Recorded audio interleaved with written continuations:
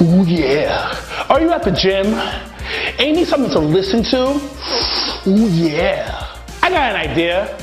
How about you download the Jobatiers podcast on anywhere you listen to podcasts? Because it gives you that ooh yeah. Ladies and gentlemen, this is just your boy Phil with the Jobatiers podcast. And these guys are interrupting me on my introduction once again. I'm going to do it again. Because he's got all these motherfuckers are very rude. So, once again, it's your boy Phil with the Jobatiers podcast. And we are live. There's a lot of dicks in this building, a lot of man sweat, a lot of testosterone in this episode. Bro, you gotta relax. Relax. Janelle from HR is on, doing her business. She's out for this episode. So the guys came out and played. That sounds mad wild, gay. Mad wild, bro. But we are here to have some fun. Once again, my host is here. My usual weekly host, Mr. Black, is in the building. Say what's up, good brother. What up? And we have two special guests. Ladies and gentlemen, these great men are going to introduce themselves. Introduce yourself, fellas. All right, Izzy. What's up, everybody? This is Izzy Campbell, aka Is the Biz, and I for the Twitter for the Jobatiers. So this is my first time being on an episode of a podcast before. So this is going to be pretty fun. So thanks for all the follows. Thanks for all the feedback, and let's get into it. Ladies, make sure you send your naked DMs to the Jobatiers Twitter, Izzy, so Izzy can see them. Do that for him. Oh Lord. Get his meat up. But for those who don't know me, I am Big Baby of the Your Sports Show. I'm glad to be here. I just want to thank God. Dreams come true. Anything is possible. Let's get into it. Oh yeah. Yep. So we're gonna jump right into the topics because we had a little technical difficulties earlier, but we're gonna jump right in, and we're gonna talk about black people shit. We're gonna talk about some black people shit. Are we gonna be nigging today? Are we gonna be nigging? We're gonna be nigging. All right, cool. That's the word. Nigging. Yeah, all right, ladies and gentlemen. So let's first start off with Big E said the reason why for his singles push is because of Daniel Bryan. What are your thoughts on that? Mr. Black, go first. If you follow Daniel Bryan throughout his career, he always saw the bigger picture. He always saw that, in the sense of wrestling, you always give back. No matter how much you go up the card, you always give back. I mean, the simplest way is like talking to the rookie, making everybody feel comfortable, making sure that everybody follow the unwritten rules of wrestling. And Daniel Bryan, he's been saying this even when he was GM, like he pushed for different guys. He pushed for the Mustafa Ali versus him on SmackDown. He pushed for the Buddy Murphy. He always was a real flag bearer for the 205 Live guys. You understand that's always talents there. So Daniel Bryan pushing for Big E is not surprising. And him and Big E has been in the company together for a while, and they wrestled many times throughout the PG era, during the John Cena dominate eras. So he knows talent. And the fact that Big E actually deserved this co-sign by Daniel Bryan, because Big E always, throughout the years, he always uses time with the New Day to add another layer to his character where, yes, he could be funny and be known on the natural stage outside of wrestling, such as with kids. He actually on an Adult Swim show called Laser Wolf, and just to be very marketable and be that black man that not traditionally just what we see on television, but a different what the modern day black man is. Have multi-layer, is not afraid to show his layers of himself. People often criticize him, saying that, oh, Big E, can you be serious? But if a lot of people remembered when he was with the New Day, in many different matches, it was a night and day. You know, the most infamous match that popped to my head, I'd say series of matches, was the feud with the New Day and the blow off match at Hell in a Cell. Come on, people forget it wasn't them laughing and none of that. That match is one of the greatest Hell in a Cell match I ever seen. One of the greatest ones. It's up there.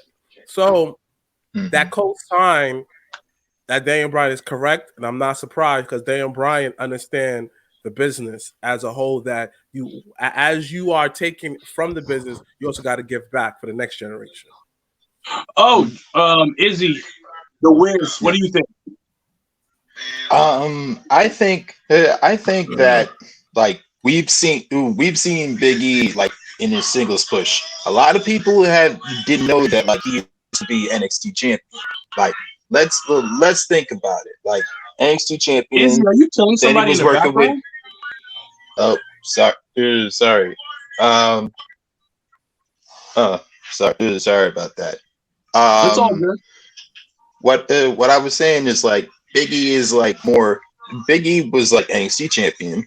Then he was bodyguard for Dolph Ziggler. Then he won either the United States champion or the championship or the Intercontinental Championship. Like the resume just kept stacking, and it's like each year or years has come up. Like before the New Day came up. So this singles push, well, the singles push is like well needed, and to have Daniel Bryan at the even plant the idea that he should have like a singles push is like showing that he has a voice, that there's an outlet that's listening, that he's due for a main title to be in the main title picture. So for him to have that like input for Daniel Bryan to get that sort of support from DB. I mean, anything can happen between now and the years to come. Okay, no problem. So Dre, thoughts? Daniel Bryan does have an eye for talent. I can tell you that. And Daniel Bryan has also had, within the past 10 years, some of the greatest matches that we've seen.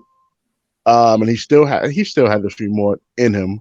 But his push for Big E is very valid. If we really think about the type of talent Big E is, yes, he's had those singles accomplishments earlier in his career, but never really got the chance to show who Big E really was. But when he got to the main roster, Vince wanted to scrap the 5-count gimmick, which I thought was really good. I think it could have worked on the main roster. But the fact that he's changed up and got himself so over, and it's being seen by not just DB, but the rest of the locker room, it's seen that he's a very valuable piece to the company.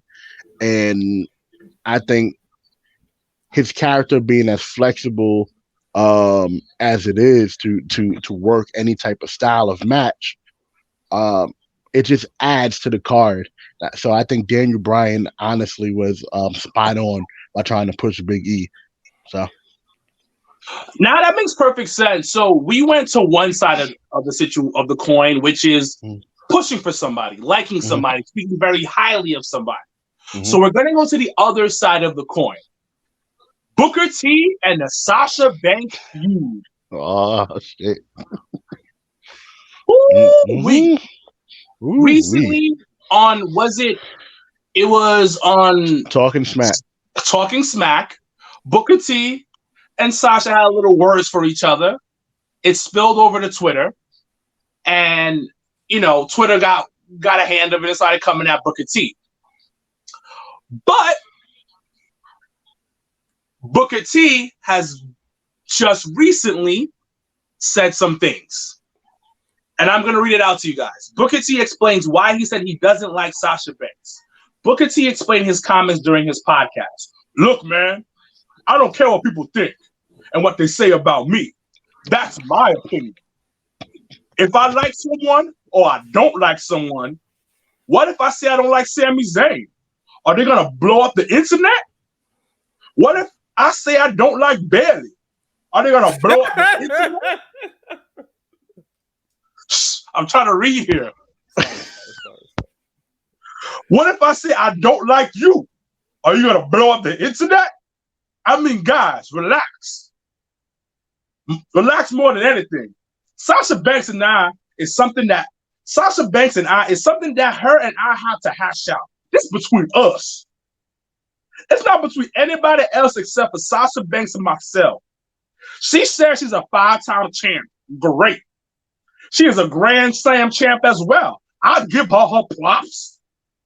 I gave her a test on Talking Smack, and she passed. I asked her, where does she think she ranked as far as females of all time? She gave the right answer. She said that she is number 1, number 2, number 3, number 4, and number 5 of all time. I could appreciate that. But Sasha Banks, she rubs me the wrong way. Just a little bit. It could be her attitude. The thing is, it could be her attitude. The thing is, I'm sure you people out there who perhaps made those comments, I'm sure that someone you met rubs you the wrong way. And perhaps it's not your favorite person. I did not say I hate her. I said I did not like her. That could mean a lot of things. My thing is this: Sasha Banks and I, that's between us. Stay in your lane and trust me, you will do a whole lot better for yourself. You don't want to cross in my lane. So, Mr. Black, since you're the Mr. Black, you take this over first.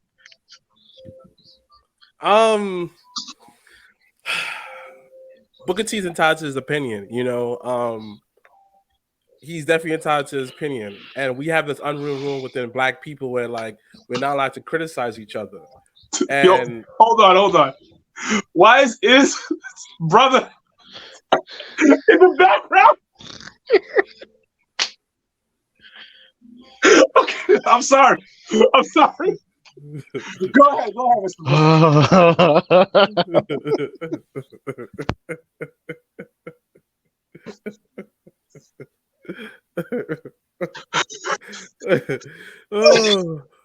Yo, go ahead, Mr. Black. Tell us about it. I mean, listen. Okay, this is my original thought. I get it. When he said, but let's kind of break this down. Is he does have a point where if you say something about Sami Zayn, the internet won't blow up at all. If you say something about a white wrestler, it won't be just a big deal. Somebody posted that, he said that Tessa didn't have an attitude, but that was his experience that he experienced with her. So the one thing that he said within the whole Sasha Banks is his personal experience. That's what he was alluding onto the show. And just like everybody has a comment to do whatever they want, he allowed to say the same thing. Let's backtrack this. When it came to whole WrestleMania season, the whole internet was on top of her, making fun of her. Oh, Sasha's a crybaby, blah, blah, blah, blah. It made all news. But yet, nobody was on her side then, right? Just because Sasha is everyone's favorite, now everybody want to attack Booker T for what he said. Again, he did not diminish her abilities in the ring. He did not diminish nothing that she accomplished. He acknowledged that. And he said to Test that, you're supposed to say you're the best of everything. That whole talking smack, that was another part the internet blew it up once again. So then he said he felt his feelings. Because if people remember, there was a whole movement for a while that people were saying that Sasha Banks had an attitude problem. So if Booker T is saying that something that been told by many fans in the past and other performers said the same thing about her. So when Booker T saying it years later, it's a problem though, right? So there's no difference from then until now. What? Now it's just like she's everyone's favorite because, yes, would I acknowledge that she probably changed her attitude, a different approach to the business? Probably. I can't say yes or no. But again, Booker T did not diminish her as a character. But yet, when it was Sam Roberts who said, oh, Bianca Belair should have not main evented that. Should not be in the women's title at Takeover. They didn't say that he hate black women, none of that. They just attacked him for his knowledge for wrestling, and that's it. So it seems like how that Booker T is just like, again, what I read earlier before his brother was in the back, alluding earlier is, us as black people, we're not allowed to disagree with each other or just not have a point. I guess what you're saying that Booker T stay coming at black women. But my thing is this, don't iron sharpen iron? Like, he never attacked them personally. He understand that, he just have his opinions. But yet, when you hear everyone's favorite Jim Cornette say something wild about performance, y'all be like, oh, that's facts. That's facts. Da-da-da-da. You agree. Again, stop picking and choosing the people that you want to agree and disagree. Understand that everybody has opinion. I get it. Do not put his skin complexion, do not say because he's a black man, he should not comment a black woman. Again, they are in the same type of field, and he mentioned her attitude on a personal basis. That's a personal issue. He didn't blow the situation, none of that. He just said his piece. Simple. Big baby, say your point. What's your point on that one?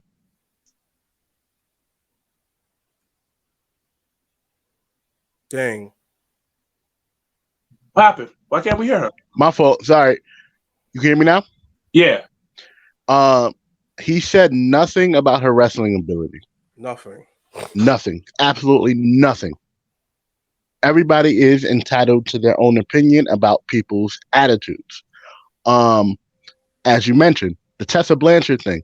People talk crazy about, oh, Tessa has an attitude this, Tessa has an attitude that. We've met Tessa. We've sat next to Tessa. We've talked to Tessa numerous times. She did a drop for us. We don't have an issue with Tessa. Tessa wasn't like that with us. Wilkins mentioned this on the page too. How come nobody was up in arms when Austin and Punk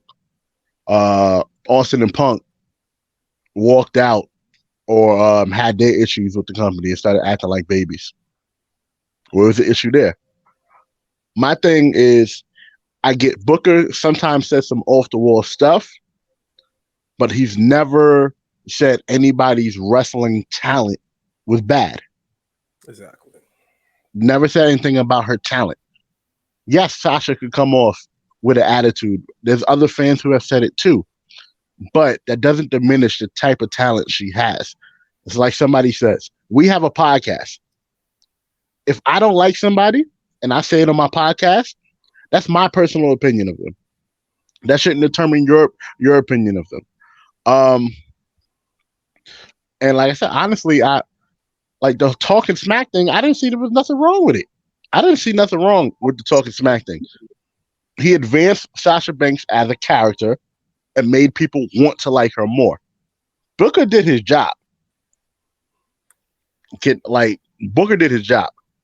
I don't see any problem. I don't see any issue, honestly.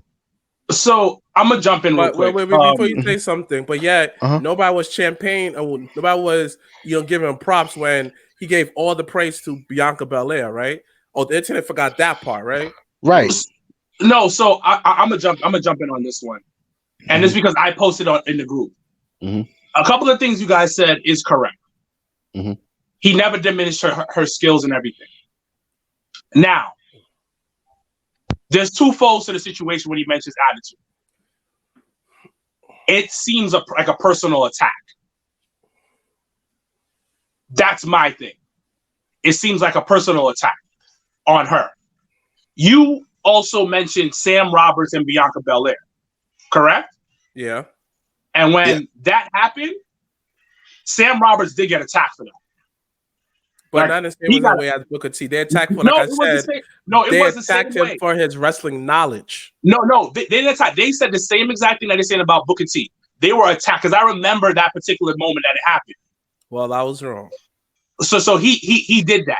That he did get heat for that. A lot of heat for that. They call Sam Roberts a racist and everything. He was on a WWE, like he tweeted about it. He also was on his podcast about it. He mentioned it again. He got a lot of heat for that. The thing with Booker is you're hurting her already with that comment about her attitude. Because I've spoken about Sasha's attitude in the past, and I've said I can kind of understand because maybe she's not a people person, maybe, but whatever.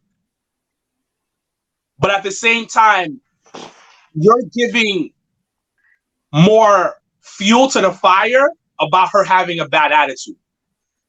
You're also pushing that narrative that she's hard to work with, that she has a bad attitude.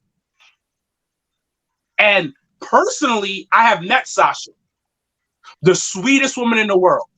This wasn't a meet and greet. She was with us in the place that I was at, chilling with us. Sweetest person in the world. And that was my personal situation with her. Once again, keyword personal. Now, the way he came off on the podcast is not what you say, it's how you say it. So the way he came off on the podcast was very, like, he's attacking her. Like, he's saying, yo, I really don't like her. I don't like her attitude. Now, if somebody says that about you, about Dre, about Izzy, that's a shot. And that's the way he came off. Now, the second part of this problem is that this industry is predominantly white males. Granted, Sasha is on the top of the food chain when it comes to the women's division. But she doesn't need to have that reputation going around about her attitude, because being a black woman already is a strike. Mm-hmm. 2 strikes, because you're a woman and you're black. Now, when you're pushing that narrative about her having a bad attitude, it's a little wrong. Because, like I said before, it's rough already in the business. I see what you guys are saying, because he never disrespected about her in-ring ability. He never. But the way he was talking about her attitude was wild. It's a whole lot different. That's wild. And that's what I can say is that there was no need for that attitude part. Okay. I want Iz to jump into this conversation though. Iz, say your point. I'll piggyback on Dre's point. Like opinions are like assholes. It's like everybody has one. How you take it in a sense is totally up to that person. You can't control what other people are going to say about your opinion. So with that, I agree with Wilkins. I agree with you when it comes to like the way it's being said about Sasha, because it's like she just came out of Hell in a Cell. She just won the SmackDown Women's Champion, and it's like Women's Championship, and it's like these comments are now floating around in such like off of a big win. Like, come on. And it's like the perception, and it's like it fuels it's some sort of a perception that Sasha has a bad attitude. But it's like, but you're right. Booker had never said anything bad about the way she works in the ring, because she's fucking dope. But again, opinions are like assholes. Everybody has one. Well, how you take it is not your problem. It is not anybody's problem. It's not anybody's problem. Like once it goes, it's like take it out how you want it. So that's all I had to say about it. I mean, I've raised several like questions. All right, cool. I definitely understand this, but it's also like this is from a man's point of view. We all 4 of us as men, but yet I can understand it from a woman's point of view, where she said that Booker T going on his platform, I felt attacked because it was not necessary for him to say that in a sense. All right, he's allowed to his opinion, cool, but yet I definitely see how a woman would take this. I definitely understand. I can understand how it would hit a woman. 100%. 100%. Cool. But also, it always goes back to opinions. You know, we live in a world where women say how many times that men ain't this, men ain't that, blah, blah, blah, blah. And it's kind of like a running gag. Like everybody just seems to hop on there and it's the norm. But yet, when it comes to a woman, we have to be extra gentle, extra petty. Where like, you can't say that, you can't say that. It's definitely a double standard. Again, I could see how a black woman would take that. But just like the main theme I'm noticing in this conversation is he never attacked her wrestling abilities. And is pointing out something when he says after a big win.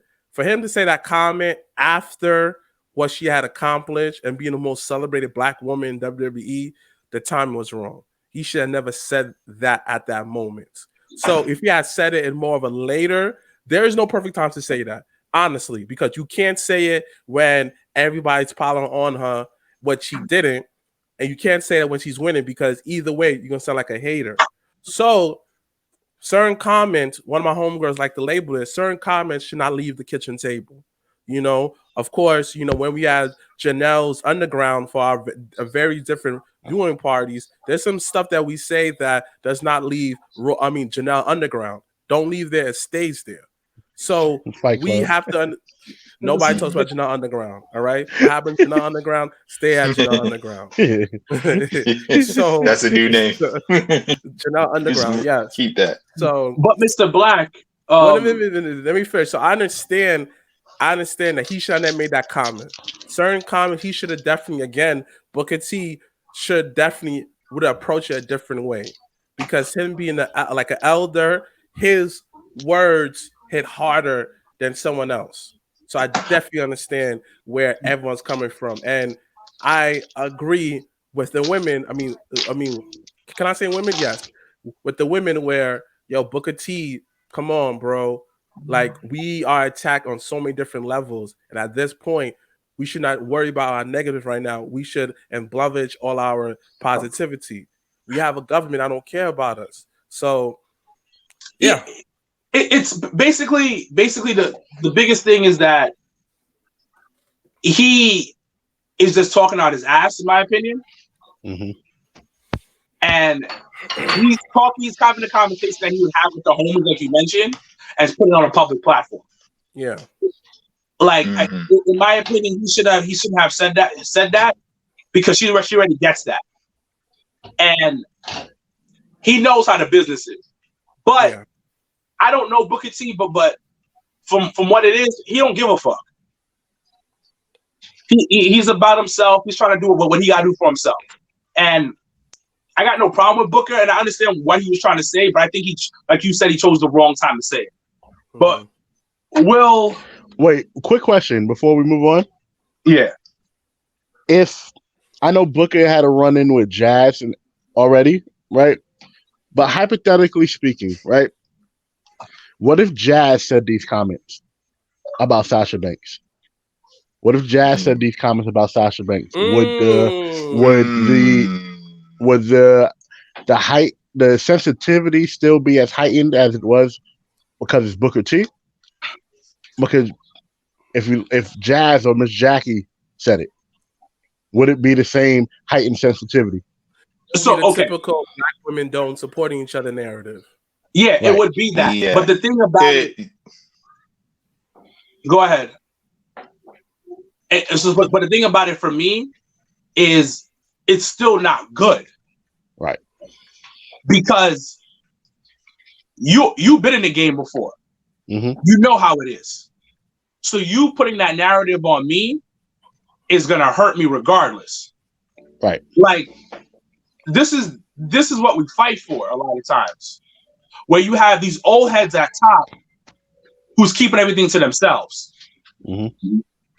Who in their mind is like, hey, I struggle, so I'm gonna have you struggle too. Mm-hmm. So if Jazz, Jacqueline, or whoever said it and they're a woman, it's still messed up because it puts this wrong narrative on Sasha. You're right. So, like that, and the thing is, the reason why people get at Booker T has a podcast on ESPN. His voice is huge and powerful within the industry. And it's hating regardless of I don't like it at all. Keep that shit between us. Mm-hmm. Granny, if you talk about her in-ring skills, talk about it all you want. Say that it's whack. But attitude, you're going a little too far. But then again, he did make a comment by Naomi in ring where he complimented her, but he said that she needs a little bit of tweaking. Everyone attacked him. So but the thing is, you damn if you do, you damn if you don't. But Mr. Black, it goes back to what you said. It's a guy talking about a girl. That's what it is. You see? It goes back to what I've been saying. Stupid double standards that society has. Like, honestly, my fault, Mike. Honestly, and this is it's kind of like, yo, Booker T be having great points. And once again, when she says something, they all may put him as the coon category.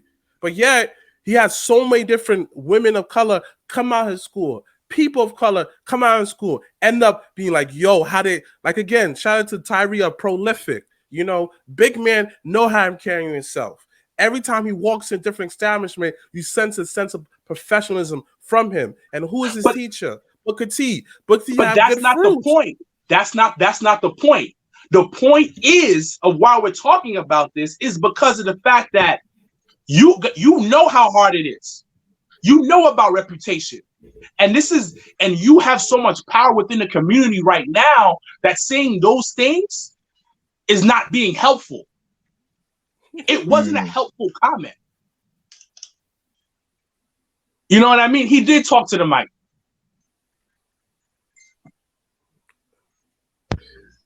I mean, listen. I don't know. Again, honestly, once again, people might say the fact that, people might cancel us, might cut up certain stuff together and say we said this in entirety, because once again, this is the common thing we face as Black men too. Just like how you discussing Black women issues and none of y'all have women representing y'all. Representing the topic. But the thing is, it's understanding. We were all raised by women. Mm-hmm. All of us. Definitely. So at the end of the day, there's some type of empathy you have to have for a woman, especially a Black woman. Yeah. And that's what it really comes down to. Because there's a struggle within our community already. So this goes to my next question. Ooh, all right, Shanties. Dang. Okay. I get what you mean. Is Booker T still have that gatekeeper mentality? He has 100% mentality. We could talk about what he did to was it Jazz, because Jazz kind of used his entrance thing or something? I remember that. Jazz was doing this with a little bit. Yeah. It was something similar to that. I heard about that shit. You're right. So yes. So the thing is, listen. The biggest thing, you're not teaching. You're talking shit. And you're putting them down. There's teaching, cool, bro, and making you better. Of course, he's going to teach people in his school how to do better. That's his school. Because you know why? If they come out his school great, that makes him look better. How Booker T won his title? Okay, Shanties. I can't hear you, Dre. He won his first actual singles championship with the Harlem Sidekick.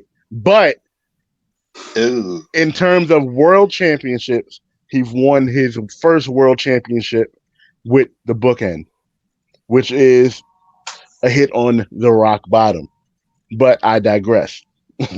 But listen, there's a difference, because the rock kind of picks you up and slam you. The Bookend, where he kind of pauses a little bit and then slam you. It's different variation. Just like The power bomb. There's different variation of the power bomb. Like obviously, Shanti's like, you know what? She does play video games, but if you watch, Listen. So, hold on. Somebody said the bookends the poor man's rock bottom. Yo, Andre, somebody said a shitty ass bot Rob. Ooh. all right, let's move on. One thing I want to ask you guys is, what do you guys consider? Like, maybe better question it. Mm-hmm. What is your idea about the current state of blacks in wrestling right now, because of what's going on, what we just talked about with Sasha, we spoke about Big E. Like, do you feel that us blacks are in a good space when it comes to professional wrestling? I guess like I have to say this is it's too much starts. It's too much. It's kind of like if you similar to every other. Let's compare it to comedy. At one point, it's always one comment up. Like for example, it was the era of Chris Rock. It was the era of Dave Chappelle. It was the era of Richard Pryor. It was era of I'd say Eddie Guerrero, Eddie Murphy, Cat Williams, and now the biggest comment right now for a black man is Kevin Hart. It's always has to be one at the top, and that's it. There's not like a whole big collective of us. And when they start having that wave, you know, there's always a push start with us as a collective. And again, that was in the past. But now as I'm learning where it's getting better, but again, it's not represented enough on the bigger companies. And the only company who's kind of represented, they're doing a lot better. You've seen that they've always been doing that, has been Impact. But the Impact don't have that natural channel as an AEW and a WWE. Because what's so hard about literally having all black champions and everywhere from NXT, WWE? But then the problem is majority of wrestling fans are white. Like when we watch a wrestling highlight at Janelle's Underground, where we watching it, we was just like, this is some trash music. It was some trash country, trash editing. We look like, dang, son. But yet, but yeah, with all of that, and on top of that was bad lighting that made us not look so good. Again, these are people who do not know how to work with people of color when it comes to lighting and editing wise. It was all right, but it was all right for a white audience, not for a black audience. Say that, ooh, can I show this to my mans so my man could get into it? So again, the core audience is white. And what is the majority of people in America are? White, you know? But to get really over, we make the cool. We're the standard of cool. Once the brothers shout out to my son Road Dogg, and he said it. Once you get over with the brothers, you're over. Because again, we are the people who set the cool. So we have the biggest voice in everything, but yet we are least representative in everything. So it's always an uphill battle for us in everything. But yet, when it comes to our own, it's not somewhat we don't really support it as the way that we should. Not enough of us do that. And sometimes when it comes to ours, the quality is not as good if it's run by a person who's not of color. And us as people, once we go to one black-owned promotion that's not so good, we label all of them as like that. We're so quick to give up on our own, but yet at McDonald's, if you have one experience at McDonald's, you don't go to that one, you go to another one. You find another one to go to because that was personally a bad experience. Mm-hmm. So Dre, what do you think about that?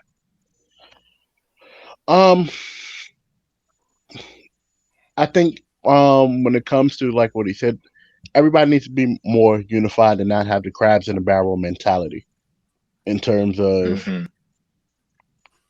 if I'm up here, why can't we all be up here? Why can't we have main event programs where it's all black men or all black women and it's featured? It's not opening the show. It's not in the middle of the show. It's the main event.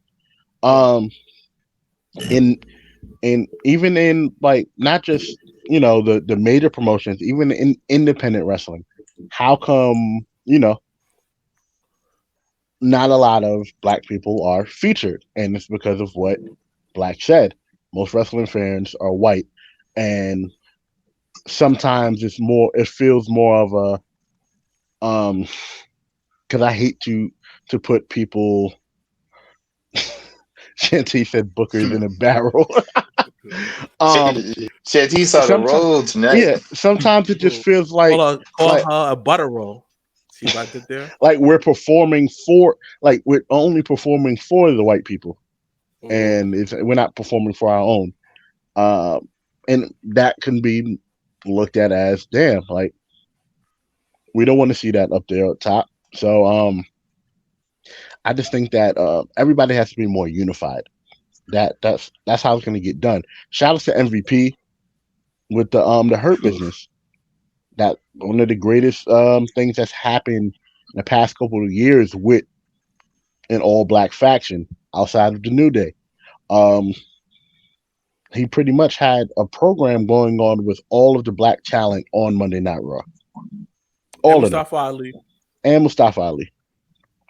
We need more things like that. He's an ally, for sure. Ali the ally.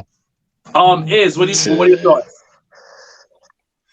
I see those perspectives, like both in the major scene and the independent scene, but we can't just put that on just the athletes themselves. I feel like there should be more people like behind the scenes, like whether it be for the creative or in the production or like just behind the scenes, because like not everybody is gonna get. Not everyone's gonna like understand like how we're supposed to be portrayed in a way where it's like it's not where it's like it's authentic and not as hokey as people would probably think. But I'm saying like it's not just the talent. We can't put that on just the talent. That has to be unified. It has to work like on all levels from the top down. And I feel like we've had a few a slight few that was involved in the Rise team. Shouts to Kaz. He worked for WWE at one point, and added a little bit of sass on when it came to like Bob Lashley and Leo Rush and like New Day. But anyway, it has to go from like the from top to bottom. Talent, writers, the bookers, the production team to like get a better perspective of like how like black athletes supposed to be portrayed. Because if you don't have like a unified front, not just in the ring but outside the ring, then you're just gonna feel like, oh, they're not giving the vision of what we're trying to put out there for people. So I agree with you. I agree with everybody with what you guys said, but I think one of the biggest things that you guys didn't mention was fans. I did. Fans are also the most important part. I think fans are the most important part that we need to start supporting more, but also we forget that, and I spoke to this on this podcast before. Wrestling is a family business. Yeah. Mm-hmm. At the end of the day, wrestling is a family business, and the reason why Vince McMahon is still around. Say what you want to say. WWE is a publicly traded company, but it's a family business. Yeah. AEW is a family business. Yeah. Mm-hmm. So the bigger picture is, like Iz said, having more people in power that look like us doing things for us. You know what I mean? Also, we all spoke about the crab in the barrel mentality. This is entertainment. At the end of the day, wrestling is entertainment. Yeah. And there's people are always pulling you down. White, black, blue, purple, green. There's always somebody pulling each other down because everybody wants to be the top person. We saw stuff that happened to CM Punk. We saw happen stuff to Roman Reigns. We can go on lists and long ass lists of different people who aren't black being pulled down because somebody else is in power and they don't want them to be at the top. Mhm. But at the end of the day, said one of the best things I heard say is that we need black writers and black writers, people that understand our culture, that can portray us in not only portray us as like thugs. We also need wrestlers who are willing to speak up, like the New Day. Like, yo, this is what I want to do. This is what I want to portray things. And bookers giving them a chance to do that. I think we just need to have us all over the place within the industry. And I think fans, black fans, need to start coming back to the sport. Yeah, I agree with that. I think though, I think we talked about this a long time ago. The stigma in black households about wrestling, of course. Oh, you watch that fake shit? That is a stigma. Come on, let's be Oh, Your hair yeah. is fake though, right? But your hair is Yeah. fake though, right? It's the stigma, and that's why we don't have as many wrestling fans that transitioned from the Attitude Era into now. Of course, when people figured out, yes, wrestling is choreographed. Once they figured that out, oh man, and people can start getting made fun of. So we take away our own fan base by making fun of each other, which is stupid. Yeah. But let me hold you to something though. Okay. We knew it was fake growing up, low key. Yeah, we did. We did. A part of us knew it was fake.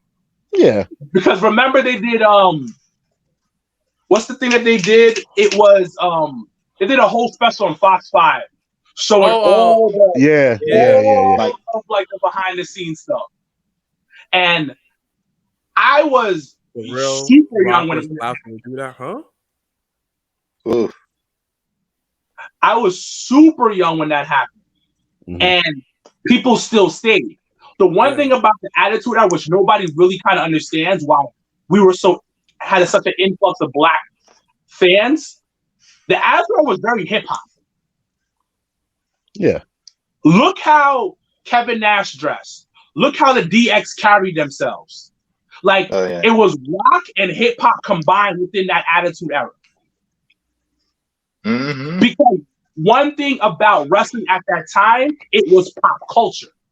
And wrestling was always the epitome of pop culture. That's why people love this one, because it's like what you see on wrestling is what you see going on in the streets. Now, currently, wrestling to me, especially the bigger names, AEW, WWE, it seems like it's 5 years too late with certain things. Yes. So it's not pop culture anymore. Yes. It is. I give you an example. You know, when we was watching that wrestling thing, you saw Pineapple Pete, and you really saw Pineapple Pete. Like, he had the whole Marvin Gaye vibe, walking down with an incense in his mouth. You felt the vibe. You know why? This thing that he appealed to the black audience, because many of us are more spiritual than anything. We have more hippie type of black people in wrestling. Where is that in the mainstream? You know, like but you said, we're so far behind, because the New Day is relevant and the Hurt Business is kind of relevant, but that's only two type of black people. But I think it's just what's going on. And that's why the New Day was always so relevant. Because they were up on the pop culture, up on pop culture. Super. I think that's the biggest thing, is that them being up on pop culture and wrestling, and that's why they hit. Because they took control. That's why they're so relevant. But then you look at Impact. I love Impact, but then you get somebody getting shot. It's like, hold up. Like, you can still do it, but you gotta do it differently. You get shot every day, B. Like, you know what I mean? He got shot at a wedding. Like, that's a novella. That's what our grandmothers watching. That's what our moms watch. True. It's like you guys type shit. shit. Like, wrestling repeats itself, right? Like, just like fashion. It recycles itself, it comes back. But then when it comes back, you gotta adjust it to the current times. Right. But the thing is, a lot of white people are so behind on the curve when it comes to the cool. But the thing is, though, even if they are behind, Even if they are behind, somebody said getting shot is relevant. It is relevant, but it's how you do it that makes it more relevant. Exactly. But then again, but here's the thing. Wow. Here's the thing. You're right. But you think that it can make it as relevant as popular where like a wrestler got shot at a protest? You insensitive. We're gonna cancel you. Making fun of what's going on. Today is too sensitive, B. We can't do nothing without people saying that we can't do that. But Come the on, thing dogs. is, You know that, dogs. Real but talk. We almost got canceled. You hold forgot? on. We almost got canceled. Quote unquote. I didn't almost get canceled. I just got hated on by a bunch of guys. Yeah, and like, you know, they made 2 shows out of us. But nevertheless, though, you cannot talk about relevant topics and make it into the show because people are too sensitive. You can't. Bro, you can't. Because yes, at the end of the day, that's what you call creative. That's what you call creative. Fine. Let's backtrack this, dogs. Jeff Hardy, with him dealing with his demons, the whole internet went on top of him. Oh, why would you do that to Jeff? Oh my gosh. But the odd thing about it, you have actors saying that, yo, man, you know, I beat addiction. So let me do his role as a crackhead. He's so brave. He's so into this character. Blah, blah, blah, blah, blah. This, that, and third. But wrestling, I thought that wrestling was art. I thought wrestling was fake, though, right? You cannot bring real life to wrestling. Oh my gosh, man! Movies and TV shows. You don't give a fuck. The thing about it is they're giving too much of a fuck. They continue the Matt Hardy storyline. It's just that it wasn't good. That's what it was. Good shit will always go to the top. Always. But you know what? They didn't have Twitter. You're right. And a lot of, like Shanty said it, like they didn't have Twitter back then. They didn't. Where all those hate fan mails, no one saw it. Now people make the complaints. It's on a public platform. It's in the public domain. Yeah. But that's the problem. The stockholders do, dogs. But the thing about it, that's the problem. The problem within the industry right now, and this is gonna sound so contradictory of what all of us do. Wrestling listens way too much to the fans. And you said that.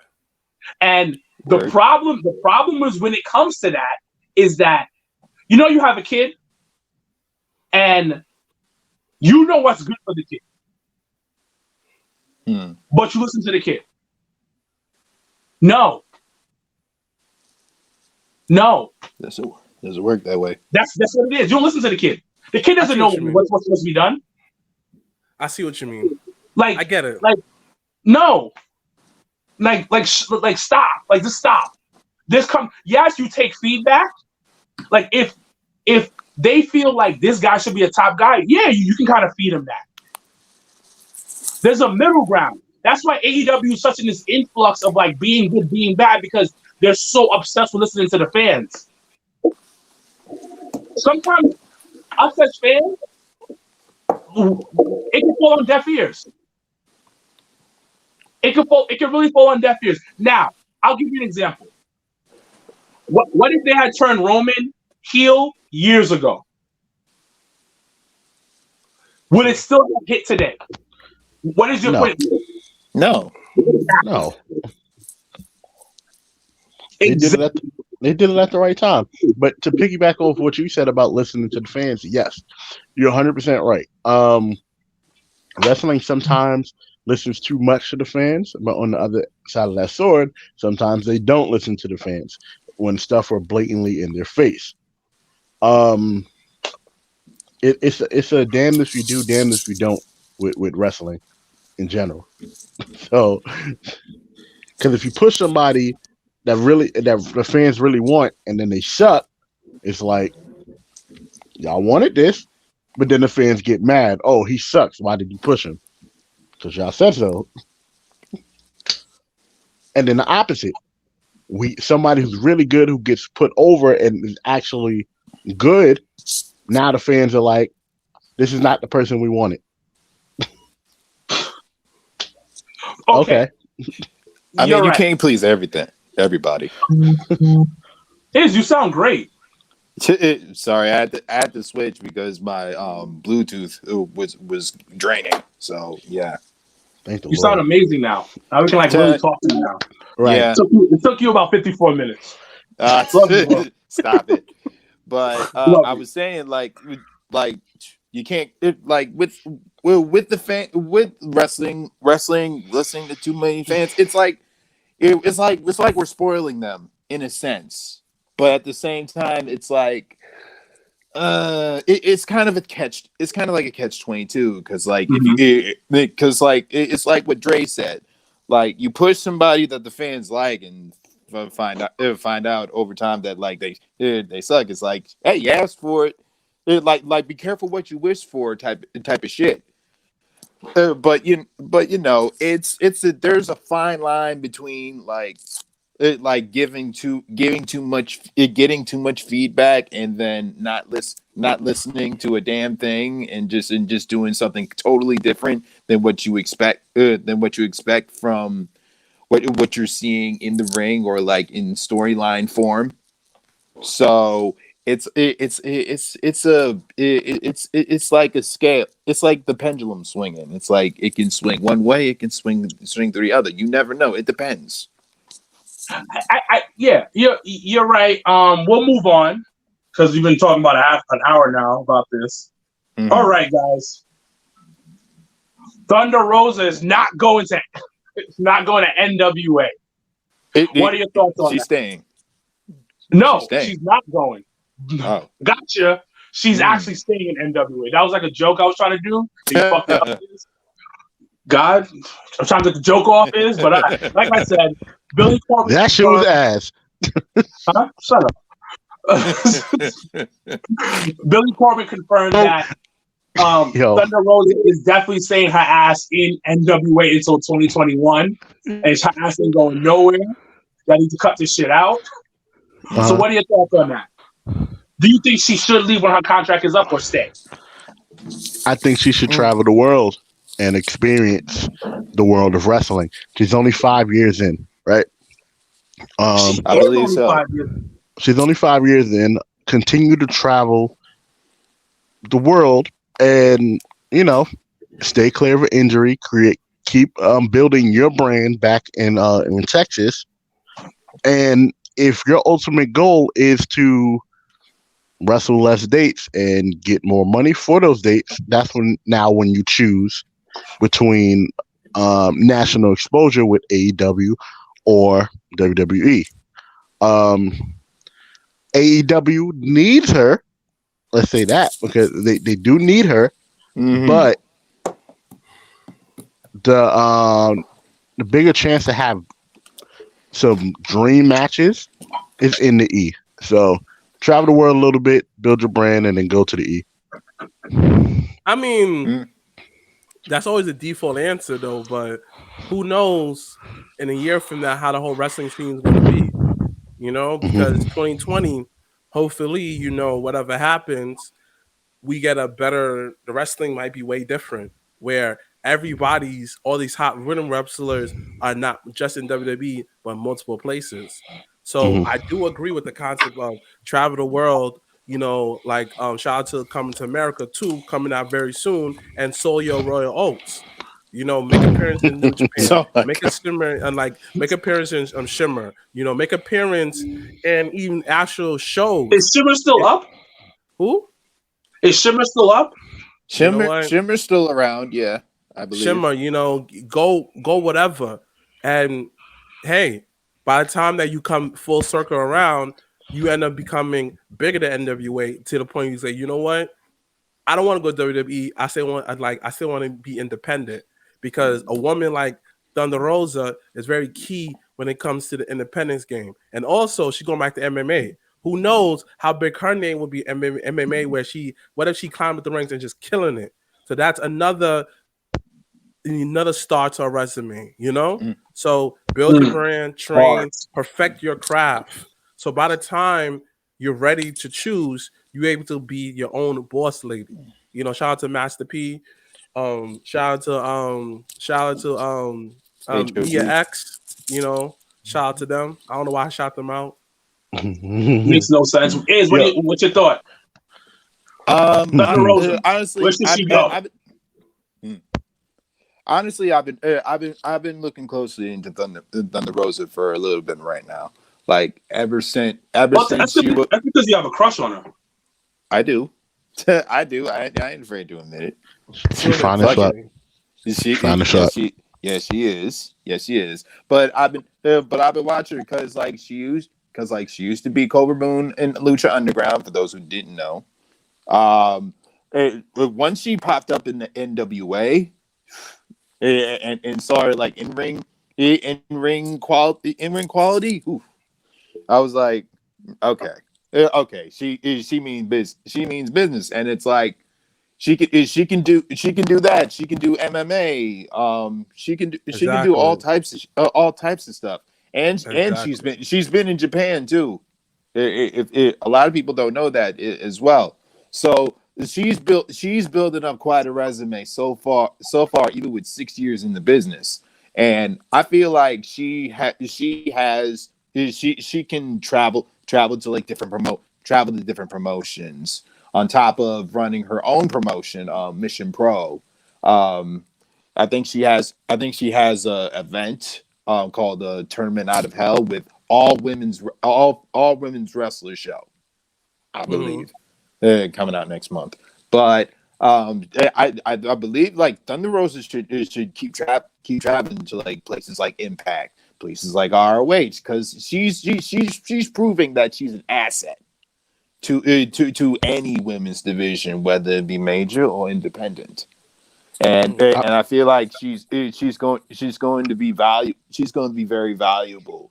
It will by the time she finally decides to come to the E, or if the WWE calls her, at least. So I mean, she's doing pretty good. She's doing pretty I, good. I I mean, think she should travel. I heard Battle Club Pro is looking for a new world champion, so that's what I heard. So I if mean, you know, I mean, unless like she could Hmm? be my son, big time Yaya, because they're strong and it's Yaya strong. yeah, strong. What do you think, Oh, Wilkins? now I'm good. I think she should actually go to AEW, Hmm. and because you only work like one time a week. And I think if she goes to AEW, she'll probably be the focal point of that wrestling promotion of the women's division, She would be. and want to be the top people there, which will help her do Yeah. other stuff because AEW is for the most part is not exclusive for most wrestlers. Mm-hmm. So she can Right. do other stuff, get a bigger name, get more money, help her school grow because it'll be name recognition now, and she can Yeah. do a lot more stuff in with her promotion. So Mhm. I think she can kind of go to AEW because she can still do other stuff. She signs the right contract. But I see what you guys are saying though. But we don't got much time left. Let's talk about this past week in wrestling. What stood out to you? What did you love? What did you hate? What did you cry over? Let me start with you. Oh man, there was a lot of wrestling, but let me condense Keep it it short. at least. Okay, so my I'd rather start with it down because Bound for Glory to me was kind of all right. Like the scramble matches Gonna make for your dick the hard. Copy. it's like but it was all right. A Hell in a Cell, the Made like your dick Bailey hard, versus right? Sasha. Oh Yeah, made your God, dick hard, right? I that know. was good. That was dope. Yeah. That was dope. What? Roman Reigns versus Jey Uso. Oh, it really made Ooh, your dick that was hard, right? everything. Yeah, I That could was tell. I everything. could tell. Raw was like Raw was okay. Raw was okay at It was least. solid dick hard. Okay. It was solid. I got to watch Halloween Havoc, and that was Oh dope. yeah. You passed out, That right? was dope. Damian Priest versus Johnny Gargano, Io Shirai versus Candice Ray. That how did House of Terror match with Dexter Lumis and Cameron Grimes. That was dope. That was kind of dope. Oh, Pat McAfee coming back, Ooh, and then yeah. Mhm. Pete Dunne coming back, and then turn that heel turn when he smacked the chair to Kyle O'Reilly to like join his man. I feel like there's going to be like some war games type shit We probably that's might. definitely We gonna be some probably war might games not. stuff. They should do war games. I swear. I But swear, NXT Arena looks so much better. Like the whole vibe is just, I love it. it's like NXT Arena looks like a stage in Street Fighter. Yes, yes, yes, yes. Yeah. yes, and Yes, like indeed. yesterday, they got the Halloween DLC. Yeah. Yeah. It totally got that. It got that vibe into it. But last thing, AEW. I liked the Kenny versus Penta match. The Hangman versus Wardlow, that was good, and the Town Hall with MJF and Jericho. Oof, oof. I'm like, Brave, that's it. thoughts this past week. What stood out to you? To keep it short and sweet, Hell in a Cell, Roman versus Jay. Match of the night. And right under that, again, Sasha and Bailey. That could have been also the match of the night. Drew and Randy going last was trash. Yeah, It was garbage. I don't know why. that should have been in We the should have beginning. left. We should have left That after the fucking first match. order. We should Yeah. just left after the first match. That match order was ugh. Other than that, not much. AEW and NXT were really solid this week. Impact always does solid shows for the most part, but yeah, that Hell in a Cell. I'm very intrigued wasn't in it, where that Trey? story is about to go. Better than last year.